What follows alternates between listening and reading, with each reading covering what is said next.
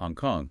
That name, it just conjures up such a vibrant image, doesn't it? Oh, absolutely. It's the city just pulsing with energy. Yeah, iconic skyscrapers meeting those, you know, bustling traditional markets, a real fusion. It really is. East meets West. And for anyone thinking about visiting, or maybe you're planning your trip right now, a big question is always how to navigate it all safely, smoothly. Right. And the good news is Hong Kong generally has a fantastic reputation. Very safe for visitors. Okay. We've dug into quite a few sources, official travel advice, but also lots of firsthand accounts, like on Reddit. So good mix. Yeah, definitely. And the overall picture, it's one of high safety. Yeah. But, being informed always helps. For sure. So our goal here in this deep dive is really to pull out the practical stuff, the insights you actually need for a secure and hopefully really enjoyable trip. Exactly. Let's get into it. Okay, so overall safety. What are we seeing? The data, like Numbeo. Yeah, the Numbeo Safety Index, it puts Hong Kong really high.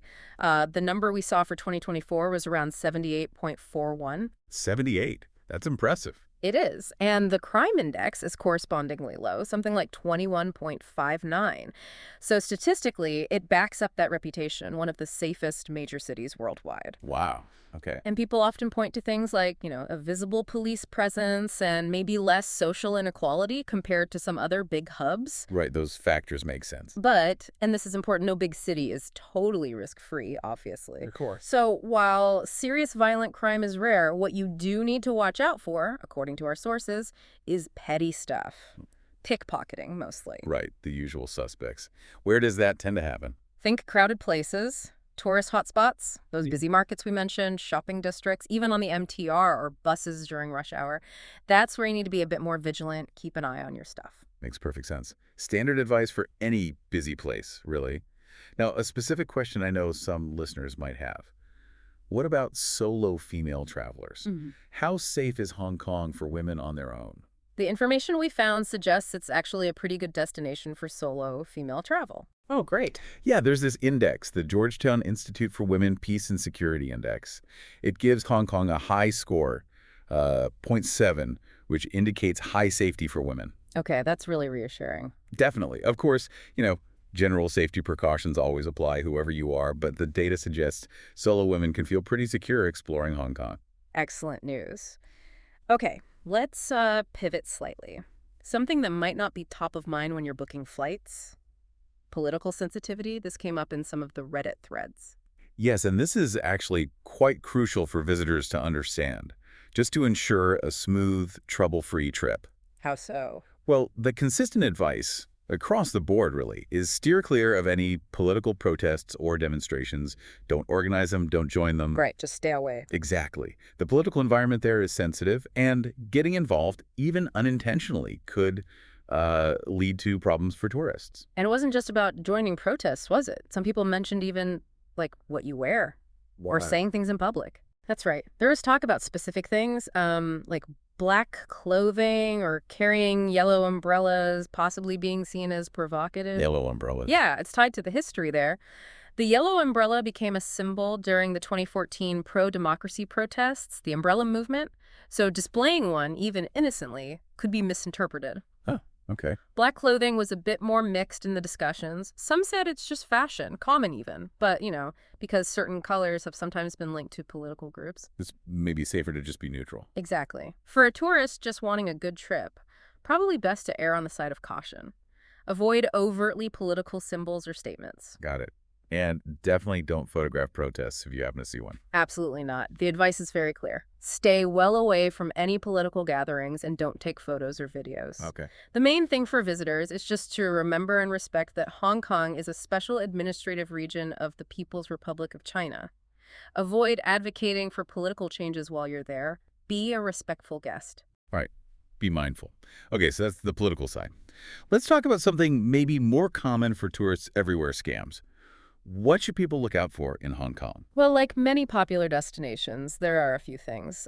One is charity scams.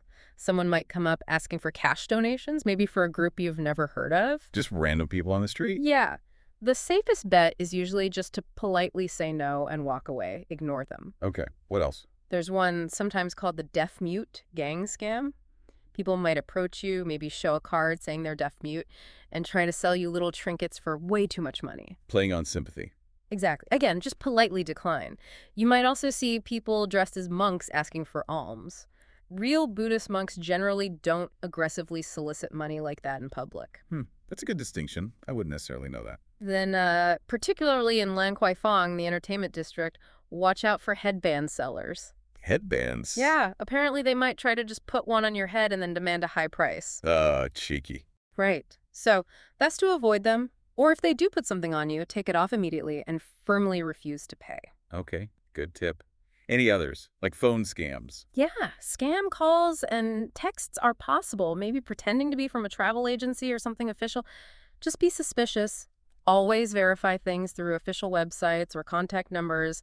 Don't just trust a random message or call. Standard online safety, really. Yeah. What about scams when you're actually using services there? Taxis came up, I think. Yes, taxi scams, not like everywhere according to sources, but something to be aware of. What kind of things? Drivers might say the meter's broken and try to negotiate a high, flat fare. Yeah. Or they might refuse to use the meter at all. Or, take a suspiciously long route. The scenic route scam.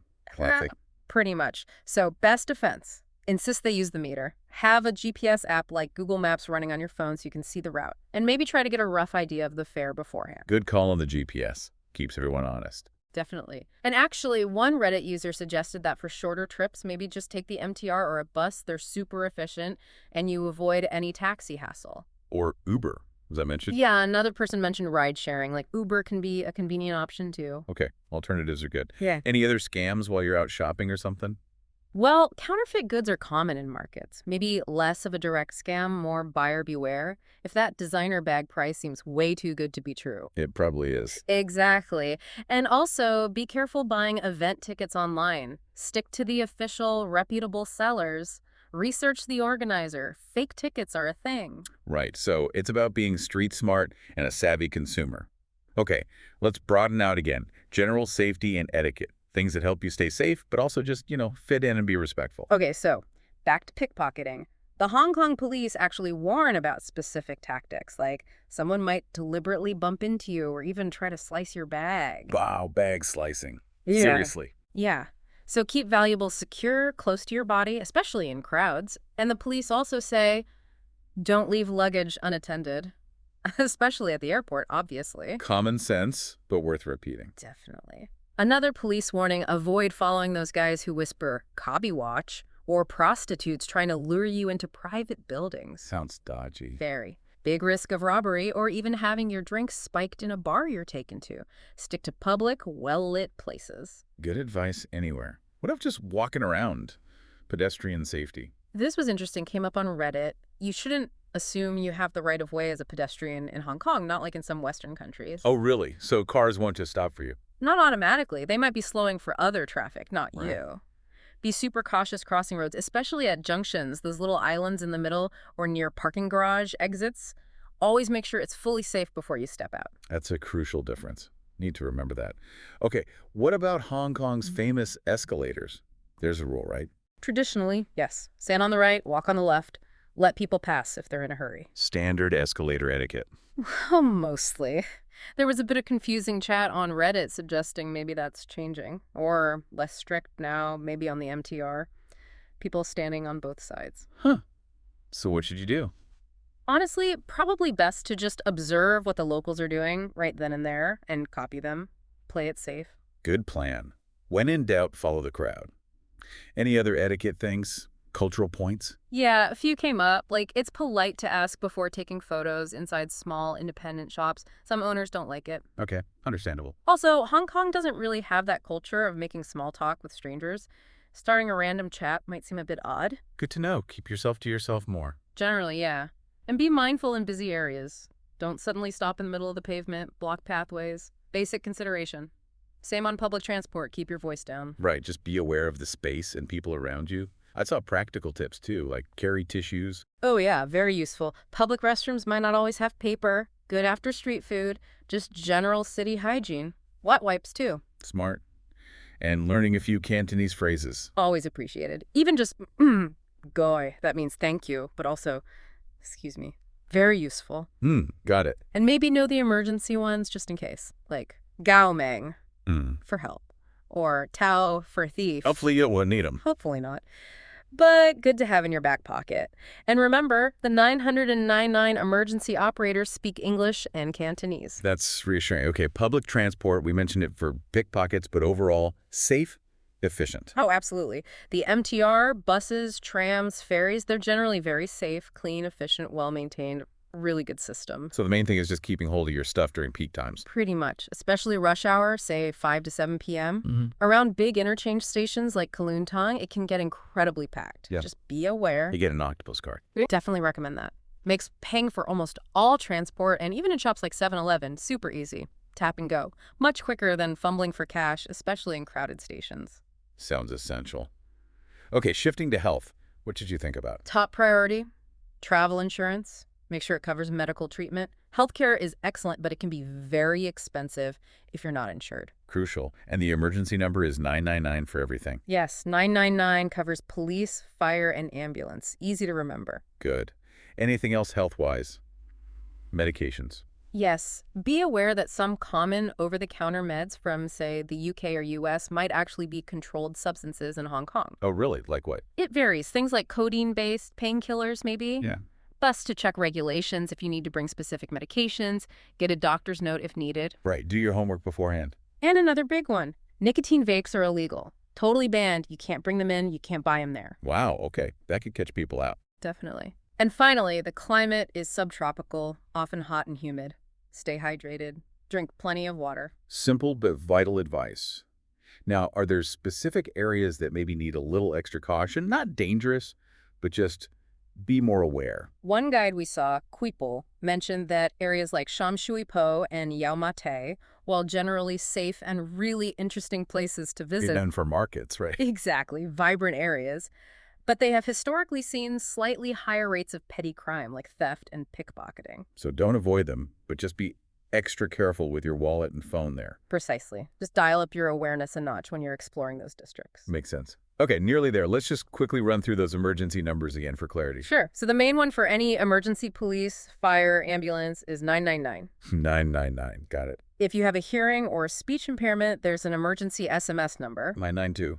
992 for SMS. For non-emergency government stuff, there's the 1823 hotline. If you happen to need police at the airport before you clear customs, the numbers are 2182, 1673, or 2182 0510. Right. Specific airport numbers. And if you have issues with, like, a shop or a transaction, especially in the Sim Sha Tsui area, you can contact the duty officer at the TST police station on 2678-2887. Okay, that's a comprehensive list. Good to have noted down somewhere. Definitely. So, wrapping it all up, the overwhelming message seems to be Hong Kong is fundamentally a very safe city for tourists. Absolutely. It really is. The key is just that combination of being informed, using your common sense day-to-day, and showing respect for local laws and customs. Yeah. Do that, and you're setting yourself up for a great trip. Exactly right. Know about the potential for petty crime, understand the political sensitivities, recognize those common scams we talked about. And you can explore with confidence. Totally. You can just relax and soak in everything Hong Kong has to offer, which is a lot. It really is an amazing place. Yeah. So hopefully you feel much better equipped now to go and explore its sights and culture safely. Which kind of leads to a final thought, maybe something for you to ponder. Given that unique mix in Hong Kong, the deep traditions alongside the super modern global city life, what other, maybe more subtle safety things might a first-time visitor overlook? Things related to that cultural blend.